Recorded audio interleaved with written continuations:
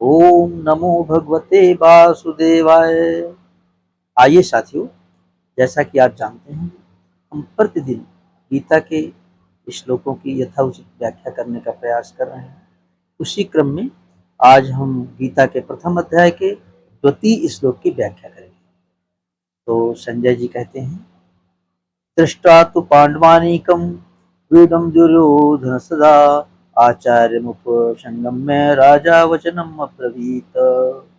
अर्थात संजय ने कहा, हे राजन, पांडुपुत्रों द्वारा सेना की व्यूह रचना देखकर राजा दुर्योधन अपने गुरु के पास गया और उसने ये शब्द कहे। यानी इसका तात्पर्य यह है कि धृतराष्ट्र जन्म से अंधा था।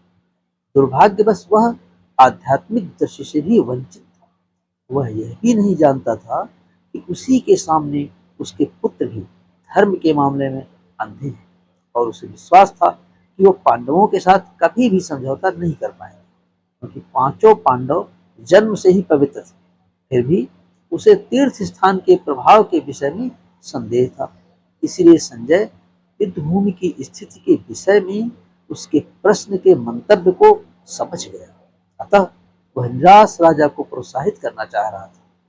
उसने उसे विश्वास दिलाया कि उसके पुत्र पवित्र स्थान के प्रभाव में आकर किसी प्रकार का समझौता करने नहीं जा रहे। उसने राजा को बताया कि उसका पुत्र दुर्योधन पांडवों की सेना को देखकर तुरंत अपने सेनापति द्रोणाचार्य को वास्तविक स्थिति से अवगत कराने गया। यद्यपि दुर्योधन को राजा कहकर संबोधित किया गया है, तो भी स्थिति की गंभीरता के कारण उसे सेनापति के पास जाना पड़ा।